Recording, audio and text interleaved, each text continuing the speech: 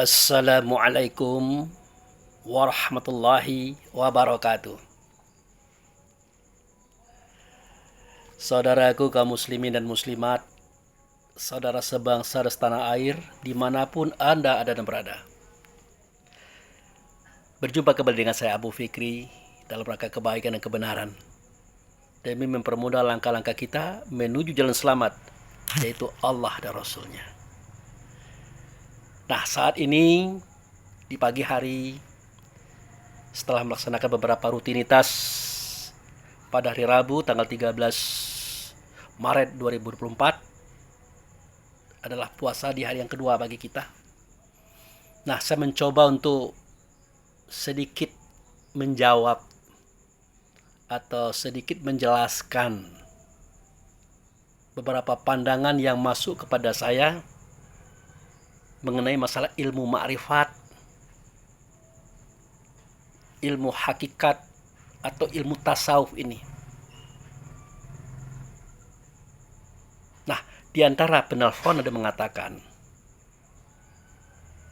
Pak Abu Fikri, ilmu tasawuf, ilmu hakikat, ilmu ma'rifat itu kan hanya ilmu kalam, ilmu yang sifatnya hanya diceritakan saja, omon-omon, kata Pak Prabowo.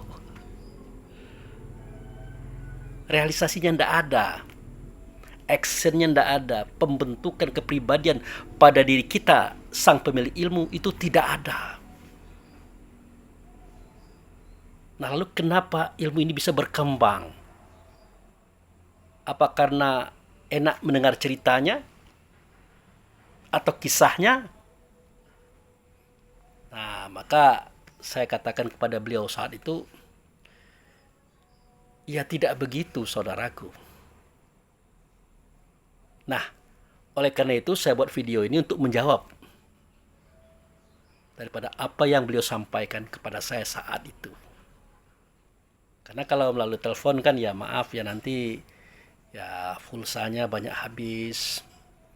Kemudian kejelasannya juga tidak bisa diulang-ulang. Tapi kalau video kan enak tuh. Kalau tidak paham sekali diputar lagi sehingga kita sampai ke tingkat mengerti daripada apa yang saya jelaskan itu. Nah, baik, kita mulai saja. Jadi begini, ilmu tasawuf, ilmu kehalusan budi, itu adalah kajian tentang rasa diri. Dia membahas masalah kerohanian atau ruh pada setiap diri insan. Nah, hanya ilmu tasawuf inilah yang nantinya akan menjelaskan, akan menerangkan semua hakikat kajian agama Islam. Mulai daripada syahadataini, sholat, puasa, zakat, dan haji. Satu contoh, seketika kita menyatakan asyhadu an la ilaha illallah wa asyhadu anna muhammadar rasulullah. Dari dulu yang kita dapat ya itu saja. Tidak ada penambahan, tidak ada peningkatan. Yaitu suara, kata, ucapan, dan lafaz yang bunyinya asyhadu an la ilaha illallah wa asyhadu anna muhammadar rasulullah. Dari dulu itu saja. Sehingga untuk masuk Islam ini gampang. Anda mau masuk Islam? Ya, ucapkan dulu 2 kalimat syahadat. Akhirnya diucapkan. Islam dia. Padahal bahasa lainnya adalah, Anda ingin selamat di dunia dan akhirat? Ya. Anda ingin selamat daripada kejahatan diri Anda sendiri? Ya. Nah, kalau begitu, saksikanlah Allah. Yang tidak nyata Allah, melainkan nyata ia pada utusannya, namanya Muhammad. Nah, kalau sudah masuk kepada hal seperti ini, akhirnya kan tidak sederhana. Akhirnya kan tidak biasa. Makanya saya katakan bahwa kita ini kebiasaan melihat yang biasa-biasa saja. Tetapi tidak pernah mau melihat sesuatu yang ada di dalam yang biasa-biasa saja. Apa dianya? Itulah yang disebut dengan luar biasa atau tidak biasa. Nah, hal ini hanya dapat dalam kajian tasawuf, dalam kajian ma'rifat atau hakikat.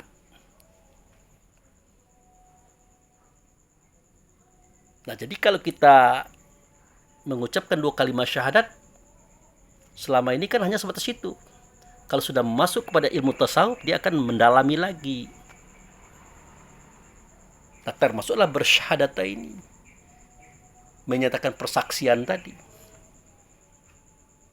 Kita tidak boleh menyatakan saksi atau persaksian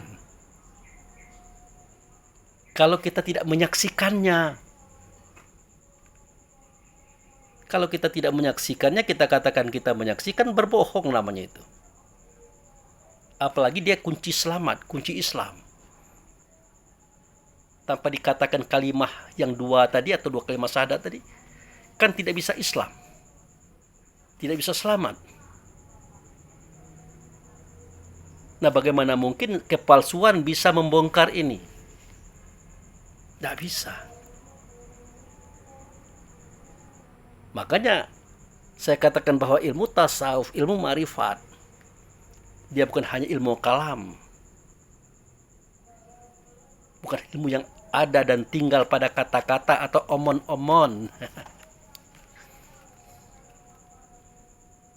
Tetapi dia membentuk karakter, budi dan pekerti kita menjadi akhlakul karimah, yang dianya tidak sombong, tidak angkuh, tidak mau menyalahkan orang, karena dia tahu diri siapa dia yang sebenarnya.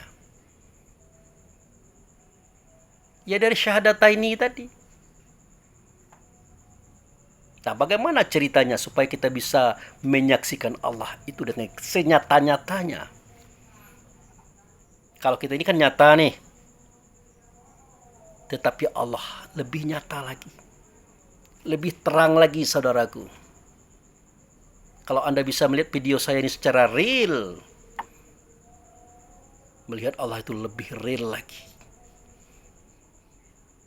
Dan saya tidak bohong. Saya akan menjelaskan ini kepada saudaraku, biar syahadat kita ini tidak palsu, biar kita tidak terlibat dalam ara'aital ladzi yukadzibu biddin. Adakah engkau melihat orang beragama tapi dia bohong, bersyahadat syahadatnya bohong, sholat bohong, puasa bohong, zakat bohong, dan haji pun haji bohong. Nah, sekarang kita kupas. Kita tunjukkan bahwa ilmu tasawuf, ilmu ma'rifat, ilmu hakikat bukan omongan biasa. Bukan hanya kata-kata, tapi dia berfungsi untuk mendongkrak, membangkitkan rasa diri, sehingga merubah diri kepada akhlak yang baik. Nah, apakah benar Pak Abu Fikri, Allah itu bisa dilihat dengan mata kepala, didengar dengan telinga kepala, diraba dan dirasa dengan tangan yang ada di tubuh? Ya bisa, saudaraku. Pasti bisa. Kalau tidak sebegitu, kalau tidak sedemikian, tidak mungkin kita itu menyatakan persaksian. Lalu bagaimana kisahnya? Baik, kita mulai. Nah, seketika kita bersuara. Ada suara kita kan? Nah, kita berkata. Ada kata kita kan? Kita bergerak. Ada gerak kita kan? Yang perlu kita tanya, apakah benar itu suara kita? Apakah benar itu kata kita? Apakah benar itu gerak kita? Itu dulu kita tanya. Karena kita biasa bersuara, biasa berkata, biasa bergerak, tentu kita katakan ya. Itu suara kita, kata kita, gerak kita. Nah, ini yang saya katakan, kita ini kebiasaan melihat sesuatu yang biasa-biasa. Coba kita sedikit menyelam ke dalamnya. Kita akan bertemu dengan sesuatu yang luar biasa atau yang tidak biasa. Nah, mari kita buktikan. Bisakah kita bersuara, berkata, bergerak tanpa tubuh, tanpa jasad, tanpa badan? Bisa? Jawabnya tidak bisa. Mana ada orang bersuara tanpa mulut, tanpa bibir? Mana ada orang bisa berkata tanpa lidah? Mana ada orang bisa bergerak tanpa fisik? Tak ada. Pertanyaannya, siapakah yang menciptakan tubuh, badan dan jasad? Allahkah atau kita? Jawabnya Allah, bukan kita. Nah, di sini jelas yang bersuara, yang berkata, yang bergerak, ternyata ya ada pada tubuh yang bukan kita yang membuat. Di sini kita tidak ada, atau kita belum ada. Nah, kemudian kita kebiasaan mendengar, melihat, merasa, berpikir. Benarkah itu kita yang mendengar? Kita yang melihat, kita yang merasa, kita yang berpikir? Benarkah itu kita? Nah, Allah yang bisa menjawabnya, kita yang bisa merenungkannya. Coba lihat surah As-Sajdah ayat 9. Sumasawahu wa nafakhu fihi min ruhihi wa ja'ala lakumus sam'a wal absara wal afidah qalilan ma tashkurun. Seketika sempurna batang tubuh itu dalam kandungan emaknya, maka aku sempurnakan ia dengan cara aku tiupkan rohnya aku ke dalamnya. Kata siapa? Kata Allah. Jadi Allah tiupkan rohnya ke dalam tubuh kita ini. Apa yang terjadi? Tiba-tiba yang tadi telinga ini tidak bisa mendengar, dengan masuknya roh Allah, dia bisa mendengar. Yang tadi mata ini belum bisa melihat, dengan masuknya roh Allah, dia bisa melihat. Yang tadi hati ini belum bisa merasa, dengan masuknya roh Allah, dia bisa merasa. Yang tadi otak ini belum bisa berpikir, dengan masuknya roh Allah, otak itu bisa berpikir. Ternyata yang mendengar di telinga, melihat di mata, merasa di hati, berpikir di otak adalah rohullah, bukan kita, saudaraku. Nah, inilah yang dimaksudkan oleh ahli tasawuf.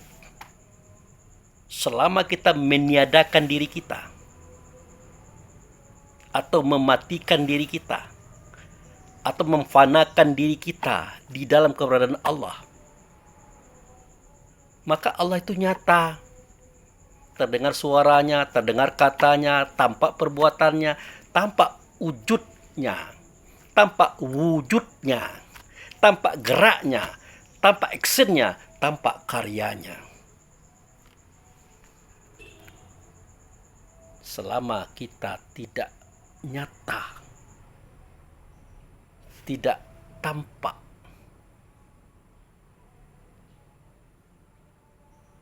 Tetapi kalau kita menyatakan diri kita, mengadakan diri kita, memunculkan diri kita, maka Allah tadi hilang,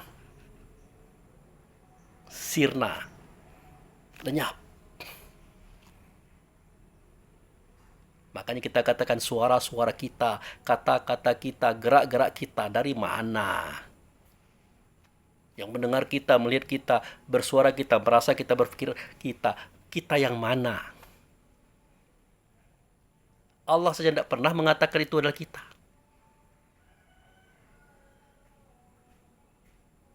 Allah katakan bahwa itu adalah roh Allah, bagian daripada aku, bukan kamu.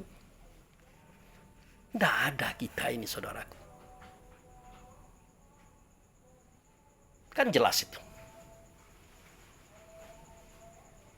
Nyata kan? Suaranya nyata, terdengar. Katanya nyata, terdengar. Bentuk dan rupanya nyata, terlihat. Bukan hanya pada diri kita, tubuh jasad kita, yang namanya manusia ini, langit dan bumi beserta segala sesuatunya adalah merupakan wujudnya Dia. Kenyataannya Dia. Lalu bagaimana mungkin kita tidak melihatnya, tidak mendengarnya, tidak merasakan keberadaannya? Kan real adanya. Tapi dengan catatan, seketika kita menenggelamkan diri kita, meniadakan diri kita, mematikan keberadaan kita, fana di dalam Allah itu sendiri, baru nyata Dia. Nah, di sini fungsinya mulai muncul. Benarlah syahadat itu. Benarlah persaksian itu tidak palsu, saudaraku. Kalau kita paham maknanya.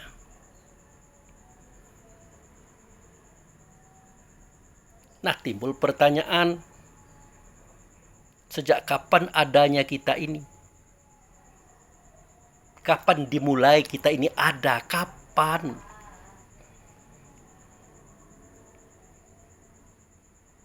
Yaitu sejak Allah dengan kekuasaannya, dengan kehendaknya, Dia menyatakan bahwa ruhnya Dia itu adalah kita.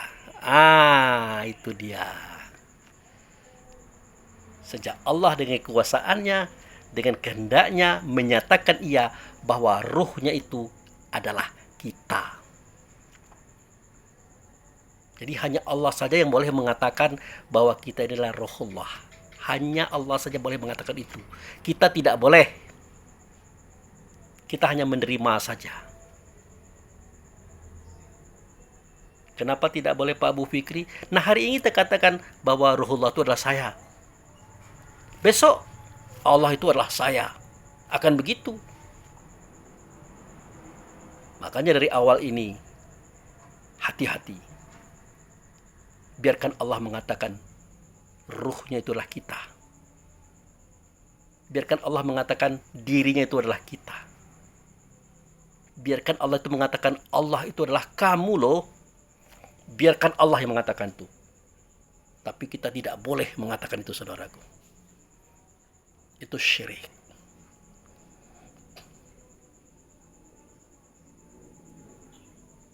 Nah, inilah teka-teki kehidupan zohiriyah.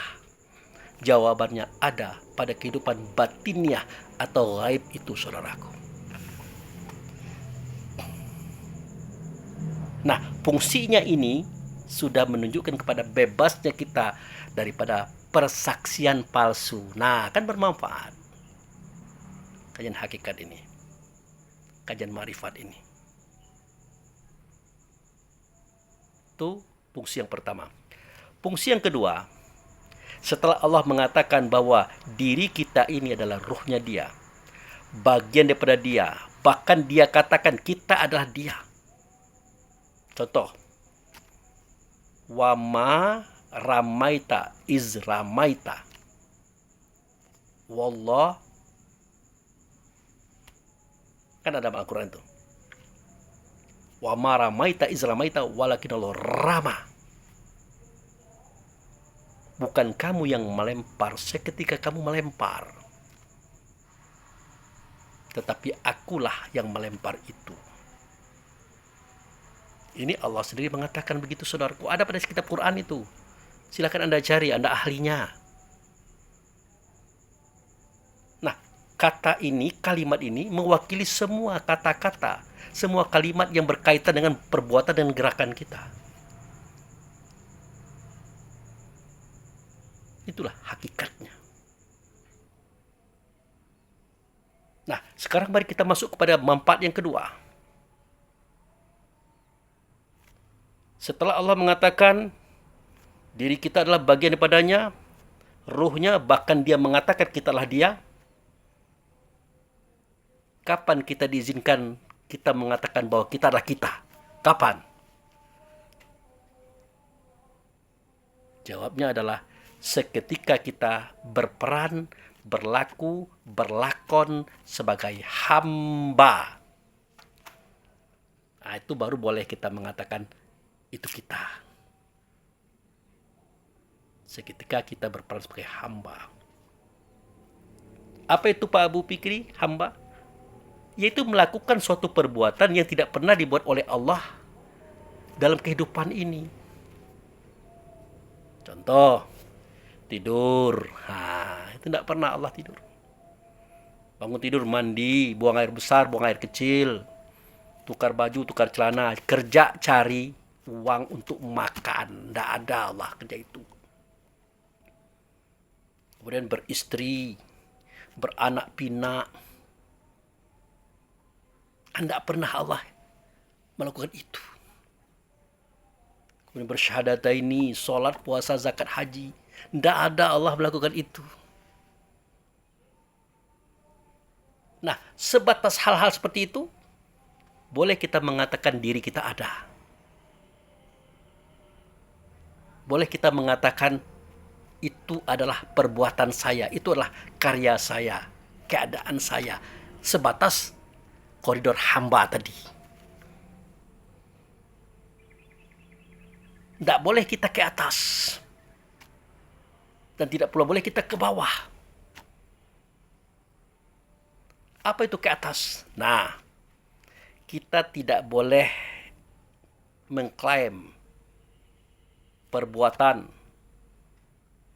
karya Allah yang terjadi melalui diri kita. Tidak boleh. Contoh yang paling sederhana. Yang melakukan persetubuhan kita dengan istri. Itu kita. Jangan dikatakan Allah. Tetapi yang melahirkan anak itu melalui kita dengan cara kita bersetubuh tadi. Itu Allah. Itu koridornya dia. Dialah yang melahirkan anak-anak kita tadi melalui tubuh badan jasad kita dengan istri. Dengan cara persetubuhan tadi. Jadi jangan kita mengatakan, nak, kamu lahir itu bapak dan ibu loh yang melahirkan. Jangan. Yang benar bagaimana Pak Abu Fikri? Nak, kamu itu Allah loh yang melahirkan melalui bapak dan ibumu. Dengan cara persetubuhan tadi. Itu benar. Kemudian anak istri kita beri nafkah berupa rumah, pakaian, kendaraan, makan, minum, pendidikan, fasilitas. Akhirnya dia jadi orang hebat, orang besar. Bolehkah kita mengatakan, aku loh yang memberikan kamu rumah, pakaian, makanan, menyekolahkan, mendidik kamu sehingga kamu jadi orang. Aku loh. Boleh itu? Tidak boleh, saudaraku. Itulah koridornya Allah dalam bab ar-razak. Rezeki. Rezeki itu hanya dari Allah. Makanya nama Allah itu satu di antaranya adalah ar-razak. Jadi yang memberikan rumah kepada istri dan anak, baju istri dan anak, kendaraan istri dan anak, makan, minum, dan mendidik istri dan anak, sehingga dia maju dan besar. Itu adalah rezeki Allah kepada mereka melalui kita. Allah yang menjadikan dia menjadi besar, bukan kita. Tetapi melalui kita, itu benar. Sebatas ini. Apa manfaatnya pengetahuan ini? Hilanglah kesombongan. Hilanglah keangkuhan, hilanglah kekecewaan seandainya anak dan istri nantinya tidak mengabdi kepada kita. Tidak ada kekecewaan.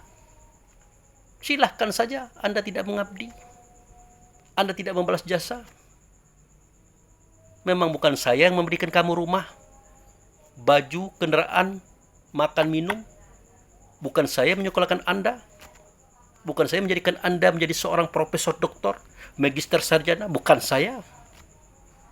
Tetapi Allah melalui saya. Dari posisi ini saja hilanglah kekecewaan, hilanglah upat puji, hilanglah kekecewaan, saudaraku. Jika pengetahuan ini kita pegang, begitu juga kepada orang lain.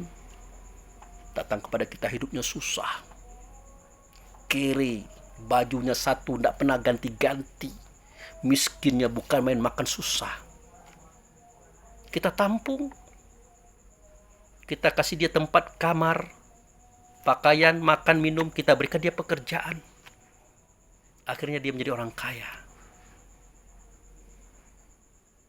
Berani kita mengatakan dia jadi orang kaya itu karena kita? Berani? Tidak berani, saudaraku. Dia menjadi orang kaya itu adalah karena Allah. Kehendak Allah, ketentuan Allah, keputusan Allah, tetapi melalui kita. Pada posisi ini pun, lagi-lagi kita tidak bisa menyombongkan diri terhadap orang tadi. Tidak bisa.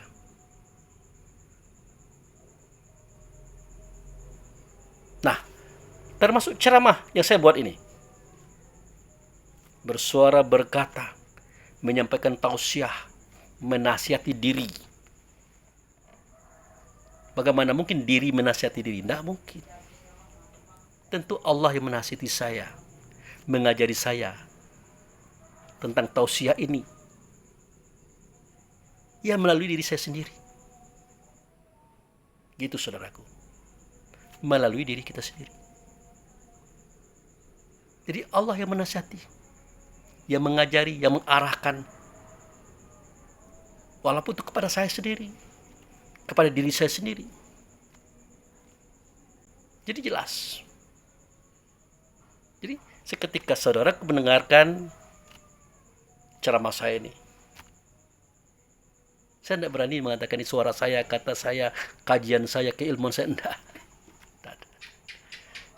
Saya hanya menyuarakan suara Allah, mengatakan kata Allah, menyampaikan kajian Allah dan Rasul kepada diri saya sendiri. Tetapi boleh Anda tonton, mudah-mudahan bermanfaat bagi Anda. Kan begitu. Tidak ada ceritanya saya akan menasihati Anda, mengajari Anda. Tidak ada. Jangankan Anda, saya saja tidak berani mengatakan saya menasihati diri saya sendiri, mengajari diri sendiri. Tidak berani saya mengatakan itu. Tetapi Allah menasihati, mengajari diri saya melalui saya sendiri. Begitu juga Allah menasihati, mengajari diri Anda melalui diri saya sendiri. Karena Anda menonton videonya, kalau Anda tidak tonton kan tidak ketemu dengan cerita ini. Itu maksud saya. Nah, hilanglah kesombongan, hilanglah keangkuhan. Tidak berani menyalahkan orang, memojokkan orang, apalagi menghina orang, tidak akan berani. Itulah manfaat ilmu tasawuf, ilmu ma'rifat, ilmu hakikat itu. Kita tahu persoalannya. Ya jangan kita ceritakanlah saudara-saudara kita yang buat konten, yang memotong-motong video orang, diambil jeleknya, kemudian diumbar, kemudian diviralkan. Tidak usah kita ceritakan itu. Karena ini bukan koridor kita. Dan kita tidak perlu mempersoalkan mereka. Yang penting kita fokus pada apa yang kita kerjakan. Menurut paham kita.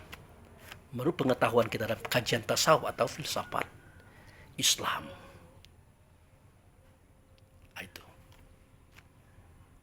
Nah, ini kalau kita ke atas. Kalau kita ke bawah, itu dia. Jadi pada batang tubuh yang satu ini ada 3 pembagiannya.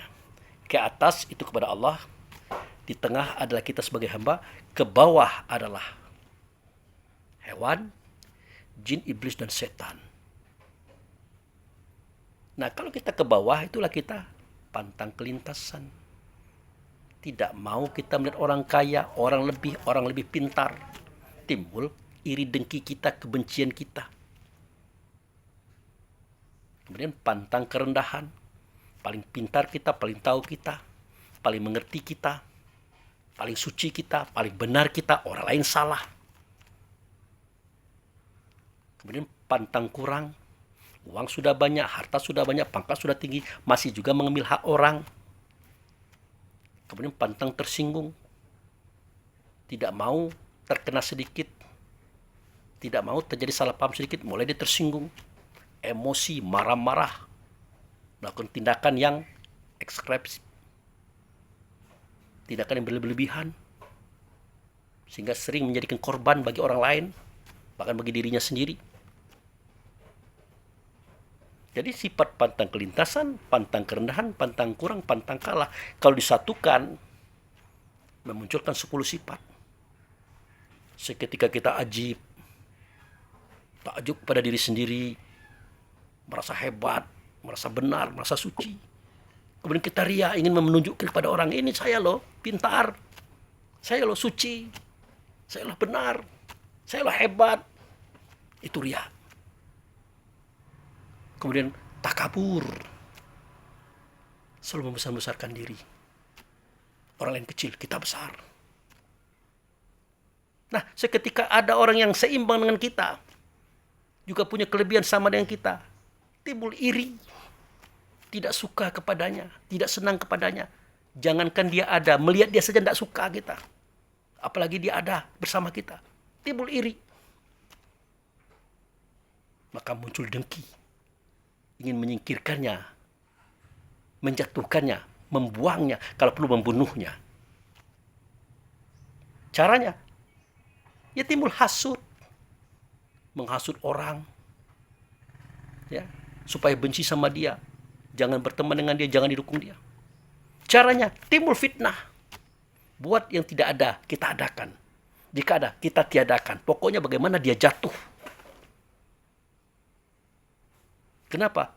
Karena kita tomak, ingin berkuasa sendiri. Karena kita lobah, ingin selalu menikmati kekuasaan sendiri. Kesimpulan terakhirlah kita sombong. Jadi 4 sifat, pantang kelintasan, pantang kerendahan, pantang kurang, pantang kalah, disatukan memunculkan 10 sifat yang saya katakan tadi. Ajib, ria, takabur, iri, dengki, hasud, fitnah, tamak, loba, dan sombong. 10 tambah 4 menjadi 14, muncul 3 sifat, benci, dendam, dan menghancurkan. Nah, kalau ini yang kita buat, maka peranan kita adalah hewan, jin, iblis, dan setan. Maka ambillah yang tengah-tengah, kata Rasulullah. Yang tengah-tengah itu lebih ideal. Tuhan tidak, setan pun tidak. Jadilah kita hamba Allah. Nah, kalau sudah hamba Allah kan enak. Kita tidak sombong, karena sombong itulah sendangnya Allah. Kalau kita pakai nanti kita kena penalti.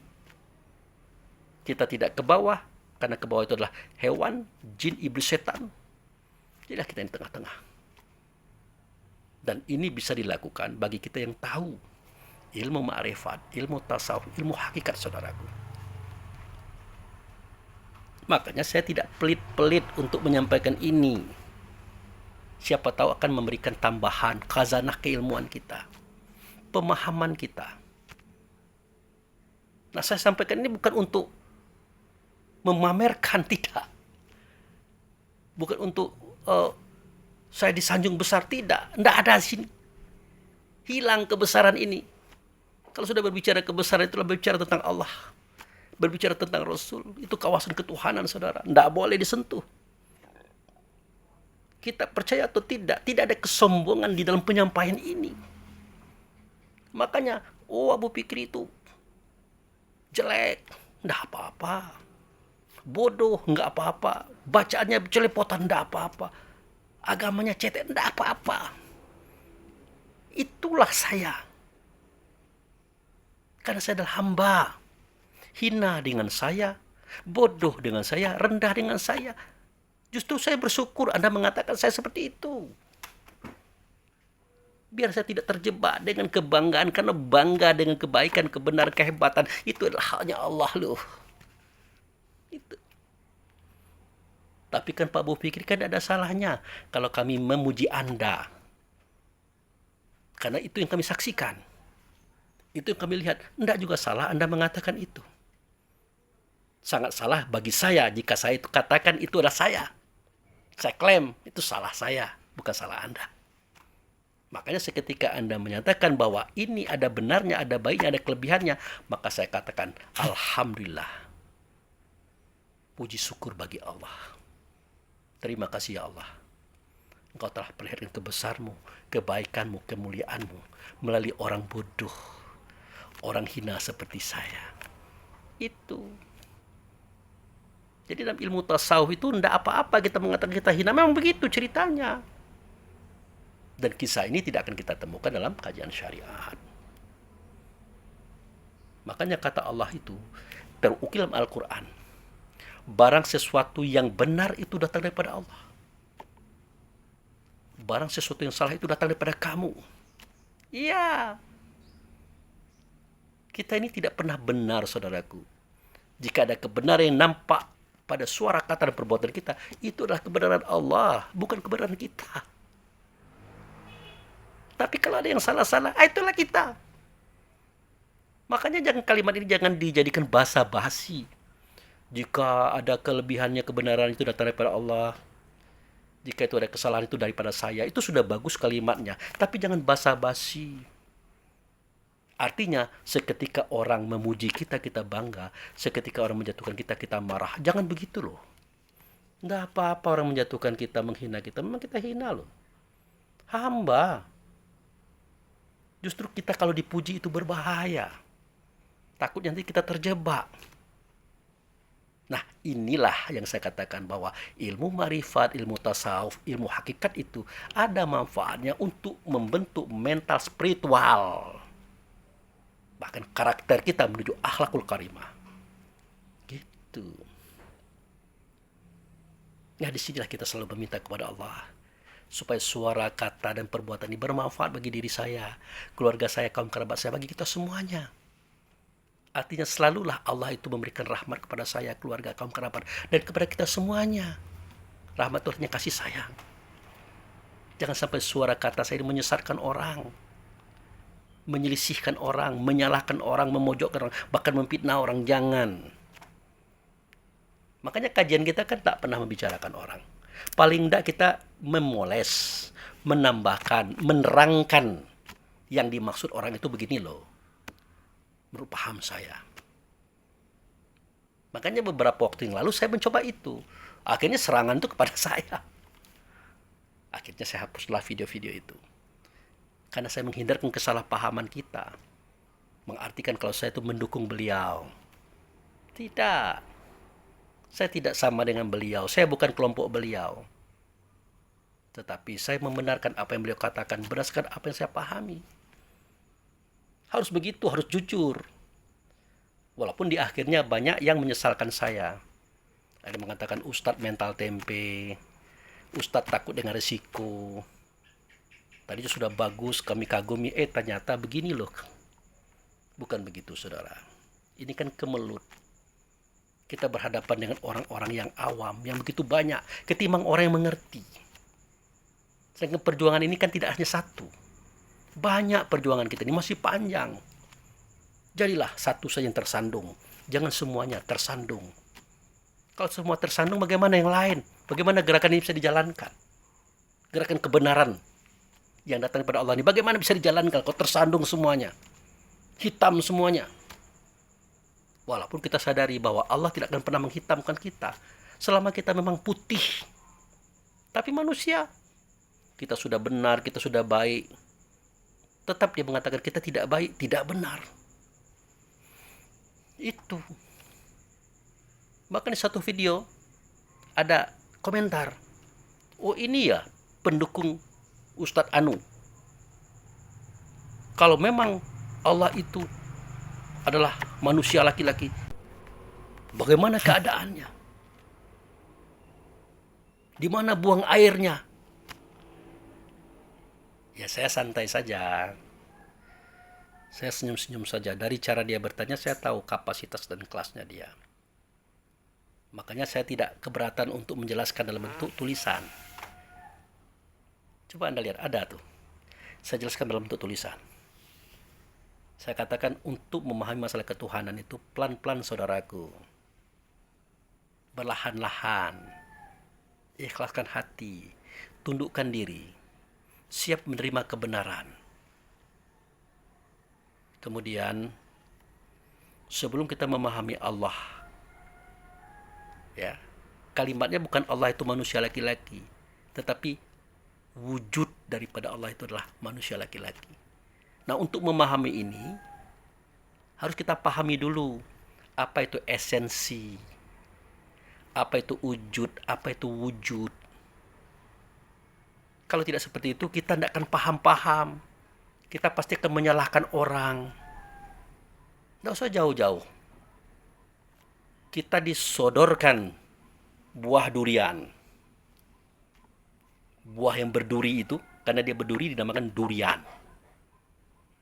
Seketika diperlihatkan buahnya itu, yang ada durinya. Ditanya oleh orang, Abu Fikri, apa ini? Kita jawab, wah itu buah durian. Apa kata orang itu? Bukan. Itu kulitnya. Yang berduri itu kulitnya. Oh ya? Dibuka, prak. Tampak isinya kuning. Lembut renyah. Nah ini apa ini Abu Fikri? Saya bilang, oh itu buah durian. Yes, itu buah durian. Kamu tahu, Abu Fikri, mana dianya durian? Saya bilang, tidak tahu. Coba kamu ambil buah durian itu, kamu makan. Kamu rasakan. Diambil, dimakan. Enak, renyah, lezat. Bagaimana Abu Fikri? Rasanya? Enak, renyah, lezat. Nah, bisa Anda ceritakan itu enak, renyah, lezat? Bisa Anda ceritakan secara terperinci? Tidak bisa. Karena itu adalah kawasan rasa. Nah, durian yang hanya bisa disentuh dengan rasa kita, itulah esensi. Ya, esensi. Apakah NCC itu berduri? Apakah esensi itu bentuknya seperti buah? Tidak. Jangankan esensi itu berduri, dalam bentuk buah pun tidak. Dia hanya bisa kita rasakan. Nah, buah durian yang kita lihat, kuning, lembut, renyah. Itulah wujud. Kemudian kulitnya yang berduri-duri, itulah wujud. Kalau kita katakan durian itu wujudnya berduri-duri, benarkah? Benar. Tapi durian itu tidak berduri, karena durian itu hanya bisa dirasakan. Dia adalah esensi. Wujudnya apa? Buah. Wujudnya apa? Yang berduri-duri tadi. Itu saudaraku. Untuk kita bisa memahami sebuah hakikat, harus dengan permisalan. Begitu juga Allah itu. Allah itu esensi. Itu pun juga nama. Kalau nama itu kan tidak ada bentuk, tidak ada rupa, tidak ada suara, tidak ada kata. Ya nama, sama dengan Abu Fikri. Itu nama, tidak ada bentuk, tidak ada rupa, tidak ada suaranya. Nah, Allah Atau Abu Fikri, nama tadi dia hanya ada seketika disebutkan Allah, Allah, Allah. Nah, ada dia. Kemudian dia hanya ada seketika dituliskan alif, lam, lam, ha. Ada dia. Apakah itu Tuhan? Yang dia ada kita adakan? Bukan. Itu adalah namanya. Nama apa? Nama zat. Nama esensi yang hanya bisa dirasakan. Tidak berbentuk, tidak berupa, tidak bersuara, tidak berkata. Apalagi dia dikatakan laki-laki. Manusia pula lagi. Tidak mungkin. Jadi orang yang mengetahui ilmu hakikat makrifat ini, tidak mungkin dia mengatakan Allah itu manusia laki-laki. Tidak mungkin. Jangan Allah, zat, esensinya, wujudnya saja. Tempat nyata suara, kata, dan perbuatannya saja itu Rasul. Itu tidak berani kita katakan dia adalah manusia laki-laki. Tidak berani. Karena Allah gaib, Rasul juga gaib. Jadi Allah esensi, Rasul itu adalah wujud. Nah, wujud Rasul itulah badannya. Tubuhnya, jasadnya. Anak Abdullah, anak Aminah, orang Arab, benar. Dia laki-laki, dia manusia. Nah, wujudnya Allah, esensinya Allah, itu berbeda. Kalau esensi itu kesejatian dirinya Allah.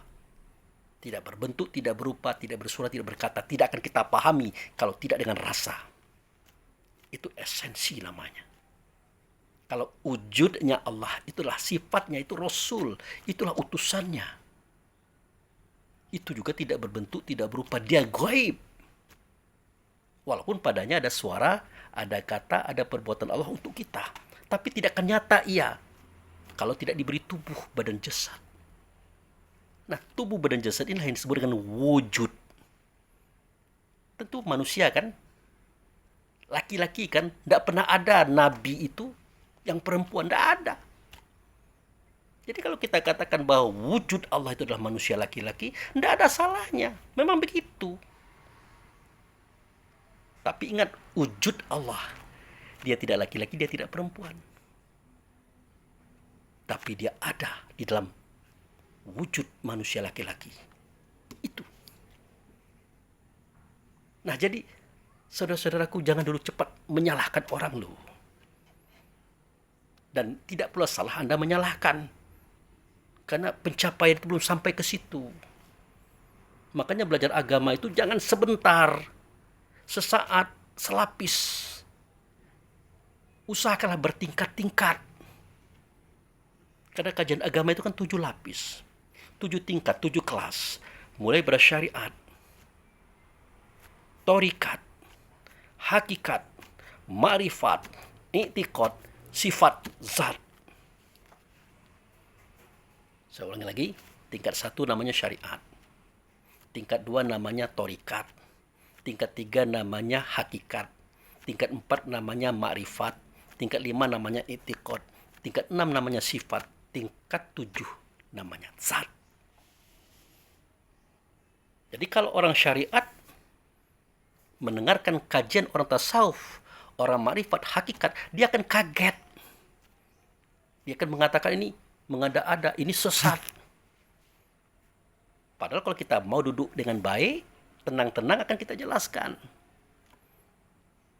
Jangankan Allah, jangankan Rasul, diri kita saja adalah misalnya Allah. Kan Rasul sendiri mengatakan, laisa kamitslihi syai'un fil ardi wala fis sama wa huwa ala kulli syai'in qadir. Apa artinya? Apa terjemahannya? Tidak ada seumpama misalnya Allah.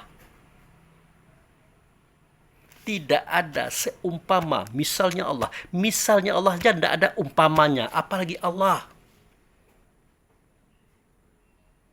Mana misalnya Allah? Itulah diri kita sebenarnya diri. Itulah ruh yang padanya ada rasa. Yang dalam rasa ada sifat. Itulah misal Allah. Tidak ada umpamanya. Apalagi Rasul, apalagi Allah. Tidak ada. Artinya sebenarnya saudaraku, Allah, Rasul, dan diri kita itu sebenarnya dinamakan saja tidak patut. Diceritakan saja itu tidak bisa itu sebenarnya. Tapi yang kita sebutkan ini, yang kita suarakan ini, yang kita katakan adalah persepsi. Zon, persangkaan kebaikan terhadap Allah dan Rasul dan diri kita. Dan itu pun tidak mutlak. Yang paling tahu kebenaran cerita ini adalah Allah dan Rasul, bukan kita. Kita hanya menyuarakan, mengatakan, menceritakan secara persepsi, secara zon atau dugaan, persangkaan baik. Sebatas itu kapasitas kita. Nah, mohon dipahami. Jadi kalau hendak bertanya itu, ya pahami dulu pertanyaan Anda itu. Karena dari pertanyaan itu ketahuan kelas kita. Oh ini ya pendukung Ustadz Anu yang mengatakan bahwa Allah itu manusia laki-laki. Kok Allah manusia laki-laki? Allah itu nama zat. Namanya saja tidak ada bentuk, tidak ada rupa, tidak ada suara, tidak ada kata. Kok bisa jadi manusia laki-laki? Zat juga. Tidak berbentuk, tidak berupa, tidak bersuara, tidak berkata. Kok manusia laki-laki? Betul ya? Anda yang mengatakan Allah itu manusia laki-laki. Tidaklah. Tidak terkata kalau Allah. Karena dia adalah zat. Dia adalah esensi. Jangankan Allah. Wujud serta Allah saja Rasul. Allah gaib, dia gaib. Tidak bisa kita ceritakan. Kita sebutkan. Sebagai makhluk. Apalagi manusia laki-laki. Tidak bisa. Rasul itu tidak bisa kita katakan itu. Tetapi kalau wujud tempat nyata Rasul, baru jelas dia orang Arab, putra Abdullah, putra Aminah, lahir hari Senin 12 Rabiul Awal tahun 571. Nah itu benar laki-laki. Suara Allah, kata Allah tidak nyata, melainkan nyata pada Rasul. Suara Rasul, kata Rasul, perbuatan Rasul tidak nyata, melainkan nyata pada tubuh badan jasadnya. Itulah dia, wujud Allah. Rasul bukan wujud, wujud Allah. Allah esensi atau kesejatian. Nah itu dulu yang harus kita pahami. Nah makanya saudara-saudaraku, tidak apa-apa, bertanya tidak apa-apa, tapi jangan menyalahkan dulu. Sebaiknya kita belajar saja. Belajar saja. Mohon petunjuk daripada Allah. Mudah-mudahan kita diberikan pengetahuan. Nah dengan pengetahuan itu terangkatlah harkat diri kita. Karena kita bersama Allah dan Rasul. Menjelaskan kebaikan dan kebenaran. Bukan untuk sombong-sombongan. Tidak ada. Tidak ada kesombongan saudaraku. Oke. Baik. Yes. Nah itu saja penjelasan saya. Kepada saudaraku yang telepon kemarin. Ya. Ada ilmu tasawuf, ilmu ma'rifat, ilmu hakikat. Ada manfaatnya. Pertama, terlepas beban kita seketika kita menyatakan syahadat. Syahadat ini. Aku bersaksi tidak ada zat, tidak ada sifat, tidak ada nama kecuali Allah. Ternyata Allah melakukan utusannya itu Muhammad. Terlepas. Jadi saksi kita bukan palsu. Real adanya. Kemudian yang kedua fungsinya adalah kita tidak berani sombong. Karena sombong itulah kebesaran. Kebesaran itulah milik Allah. Takut kita kena penalti. Dikatakan musyrik oleh Allah. Ketiga, kita tidak mau menjadi hewan, jin, iblis, setan. Tidak mau. Mendingan kita pilih yang di tengah-tengah saja. Hamba. Hamba siapa? Hambanya Allah. Maka dikatakan wa ma khalaqtul jinna wal ins illa liya'budun. Tidak aku jadikan jin dan manusia kecuali itu jadi hamba, penyembah, pengabdi daripada Allah itu sendiri. yang nyata ia pada Rasul, Rasul itu nyata pada Nabi. Oke, ya demikian saja. Semoga bermanfaat. Mohon kepada saudara-saudaraku, kaum muslimin dan muslimat, sebangsa tanah air, agama pun Anda, apapun keyakinan Anda, aliran apapun Anda, mari kita sama-sama belajar, mencari dan menggali. Mari kita bersatu, tidak saling menyalahkan. Kita satu bangsa, satu negara, satu bahasa, bangsa Indonesia. Oke, ya demikian. Wabillahi taufiq wal hidayah.